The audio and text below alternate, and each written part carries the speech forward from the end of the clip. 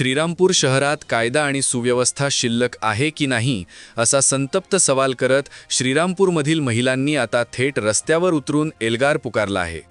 गेल्या अनेक दिवसांपासून शहरात सर्रास सुरू असलेल्या बिंगो, मटका, जुगार आणि अवैध दारू विक्री विरोधात महिला आक्रमक झाल्या असून Republican party of India Athawale गटाच्या महिला आघाडीच्या उत्तर महाराष्ट्र अध्यक्षा रमादेवी धिवर यांच्या नेतृत्वाखाली महिलांनी जोरदार उपोषण सुरू केलं आहे।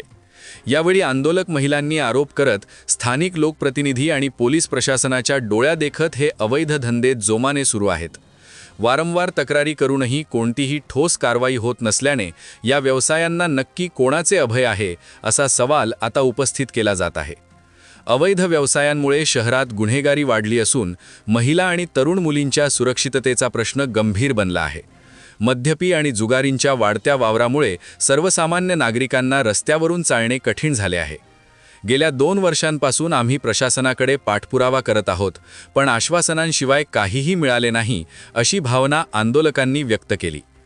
आजपासून सुरू झालेल्या या उपोषणाने प्रशासनाचे धाबे दणाणले आहेत।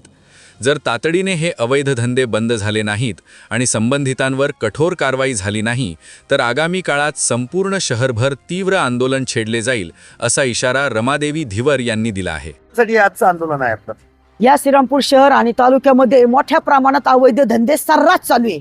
छत्रपती शिवाजी महाराज चौकापासून तर श्रीरामपुराच्या 4ही कोपऱ्यामध्ये सर्रास अवैध धंदे चालू आहे। अवैध धंद्यामध्ये अवैध दारू आहे, सट्टा, मटका, जुगार, संपूर्ण अवैध धंदे चालू आहे। बिंगो, सोरट, ऑनलाईन मटका, ऑनलाईन सट्टा, बिंगो, केमिकल युक्त इंजेक्शन, काय चालू आहे। श्रीरामपूर पूर्ण गुन्हेगारीमध्ये श्रीरामपूर अडकलेलं आहे आणि एवढी गुन्हेगारी या ठिकाणी वाढलेली आहे, त्याला कारण फक्त अवैध धंदे। या अवैध धंद्यांमुळे मुलं गुन्हेगार बनलेत, महिलांचे संसार उद्ध्वस्त झालेत। त्याच्यामुळं हे जे आहे या श्रीरामपूरमध्ये इथे स्थानिक आमचे आमदार आहेत, यांनी पण डोळे झाकपणा केला आहे का? कुणी आवाज उठवत नाही। पोलीस प्रशासन काय करतंय? पोलीस प्रशासनाला आम्ही 2 वर्षापासून साहेब विचारणा करतोय की श्रीरामपूर शहरामध्ये संपूर्ण सर्रास उघड्यावर चालू असलेले हे अवैध धंदे कधी बंद होणार आहे का? याला तुम्हाला कोणी खतपाणी घालतंय का? कुणाच्या वरद असताना हे अवैध धंदे चालू आहे का? पोलीस प्रशासन काय करतंय?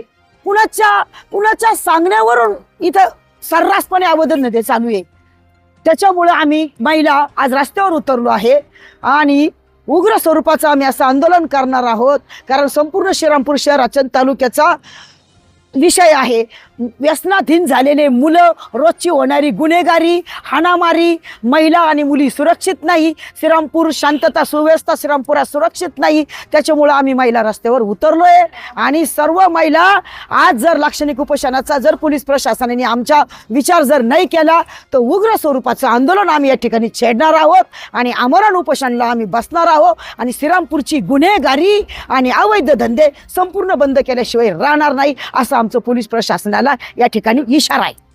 याविषयी एस न्यूज मराठी वाहिनीने घेतलेला ब्युरो रिपोर्ट।